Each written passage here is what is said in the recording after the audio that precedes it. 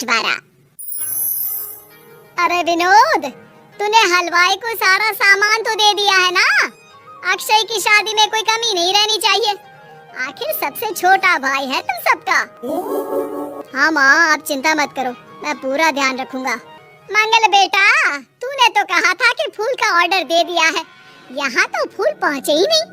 अब क्या बहू की विदाई के बाद फूल आएंगे? माँ, मैंने अभी बात की है फूल वाले से, वो रास्ते में ही है। आप किशोर भैया से क्यों नहीं कहती कुछ करने को? किशोर पहले ही मेरे बताए काम कर रहा है। पास के सभी रिश्तेदारों और मोहल्ले वालों को कार्ड वही तो देकर आया था। रिसेप्शन के लिए हॉल भी उसी ने बुक किया था। टेंट कुर्सी वालों को भी तो वही देख रहा है। पर कई मोहल्ले वाले तो हमारे बड़े पूरे परिवार से जलते भी है, उन्हें बुलाने की क्या जरूरत थी? बेटा, शादी ब्याह में तो बुलाना ही पड़ता है, नहीं तो लोग क्या कहेंगे। दादी दादी देखो ना, हलवाई अंकल हमें लड्डू नहीं दे रहे, आप इनको डांटो ना। अरे चैन सुख दे देना बच्चों को लड्डू, क्यों तंग कर रहा है इन्हें? बीबी जी, मैं कहाँ मना कर रहा हूँ, लेकिन लड्डू बनते ही ये बच्चे उठा उठा कर खा लेते हैं। अरे मैं तो इन्हें थाल में रख के परोस भी नहीं पा रहा। भागो, अब कोल्ड ड्रिंक पीने चलते हैं। भागो भागो, अब कोल्ड ड्रिंक पीने चलते हैं। जैसे कि आप देख रहे हैं, आज इस घर के सबसे छोटे बेटे अक्षय की शादी है। घर में बहुत चहल पहल है। कुलभूषण की बीवी कमला को फुर्सत ही नहीं है कामों से, लेकिन कुलभूषण और घर के बाकी लोग कहाँ हैं? आइए देखते हैं। अजी, आप यहाँ आराम से बैठकर गाने सुन रहे हो और घर में अभी तक इतने काम बचे हैं करने को। अरे भाई, मेरे सबसे छोटे बेटे की शादी है, इसके बाद तो मैं अब चिंता मुक्त हो ही जाऊंगा। और फिर घर में तुम हो, बेटे बहुएं हैं, तुम लोगों के होते हुए मैं क्यों काम करूं?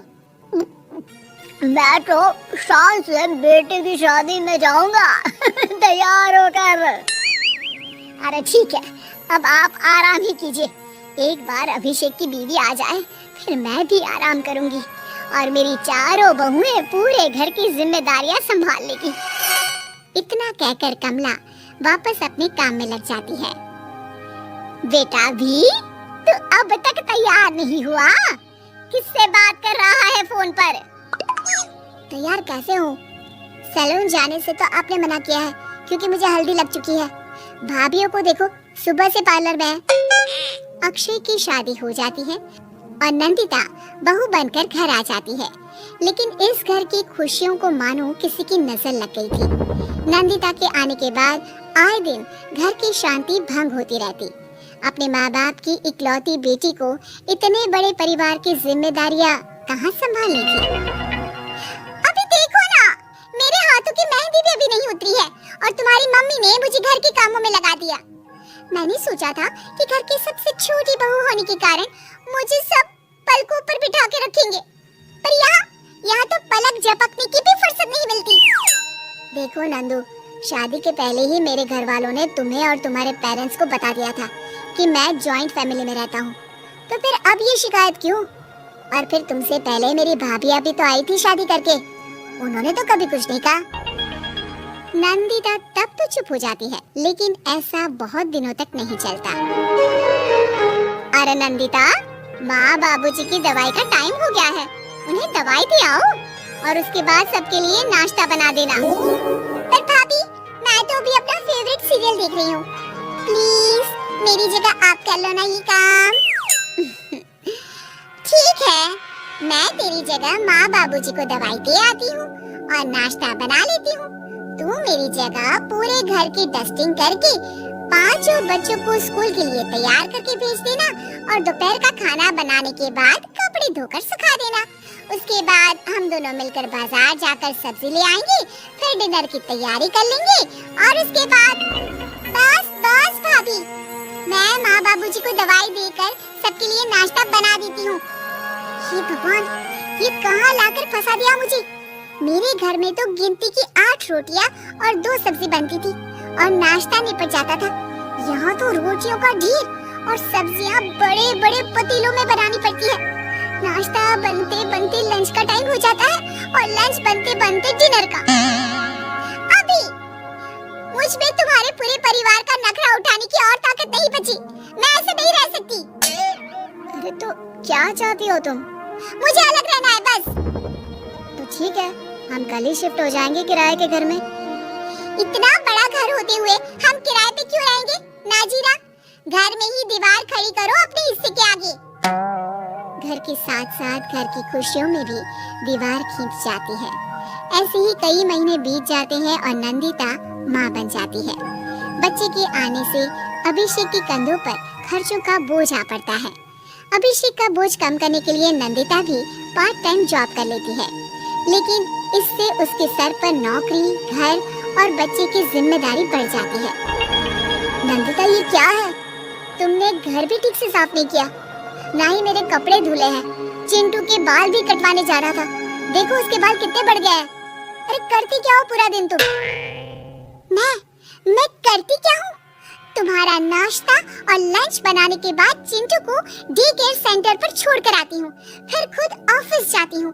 पूरा दिन काम करके आने के बाद बिना आराम किए बाजार से सब्जियाँ लेकर आती हूँ, घर आकर खाना बनाती हूँ, चिंटू को देखती हूँ और क्या करूँ मैं? तो किसने कहा था अपने सर पर इतने काम लेने को? मत जाओ ऑफिस। ऑफिस जाए बिना घर के खर्चे कहाँ से पूरे होंगे? चिंटू की डे केयर का खर्च, उसके लिए बेबी फूड का खर्च, प्रेस वाले का खर्च, ये सब तुम्हारी सैलरी से होता नहीं है। अगर परिवार से अलग नहीं होती तो इतनी मुसीबतें नहीं उठानी पड़ती तुम्हें। तुम्हें परिवार के साथ मिलकर काम करने में दिक्कत थी, लेकिन काम तो अब भी बहुत है तुम्हारे सर पर। चिंटू को भी डे केयर भेजने की जरूरत नहीं पड़ती। उसको गोद में खिलाने के लिए दादा दादी और घर के सभी बड़े होते। उसके साथ खेलने के लिए उसके भाई बहन भी होते। मेरे तीनों बड़े भाइयों के बच्चे भी बड़े हुए हैं, लेकिन बिना महंगा बेबी फूड खाए, क्योंकि मेरी माँ और भाभी बहुत अच्छे से जानती है कि बच्चे को क्या खिलाना चाहिए। बिजली के बिल जैसे खर्चे भी सब मिलकर बांट लेते थे, लेकिन तुम्हें तो सबसे अलग रहने में ही मजा आता है। तो अब शिकायत क्यों करती हो? बस करो अभिषेक, बस करो। मैं मानती हूँ कि मैं गलत थी। मेरे एक गलत फैसले ने हमें बिल्कुल अकेला कर दिया है सबसे। एक घर में होते हुए भी हम बाकी परिवार से अजनबियों की तरह रह रहे हैं। अभिषेक और नंदिता की सारी बातें घर के बाकी लोगों को सुनाई दे रही थी। तभी कमला बोल पड़ती है। अरे नंदिता बहू, किसने कहा कि तुम अकेले हो? तुम्हारा इतना भरा पूरा परिवार है ना तुम्हारे साथ। हम तो बस ये चाहते थे कि तुम अपनी गलती समझ जाओ। अगर हम तुम्हें समझाते तो शायद तुम ना समझती, लेकिन अपनी गलती का एहसास तुम्हें खुद हो गया है, तो अब तुम समझ चुकी हो परिवार में एक साथ रहने का मोल क्या होता है। मम्मी जी, मुझे माफ कर दीजिए, अब ऐसा दोबारा कभी नहीं होगा। अरे माफी बाद में, पहले मेरा पोता जरा मेरी गोद में तो दे, और तू जाकर सबके लिए चाय बना ला।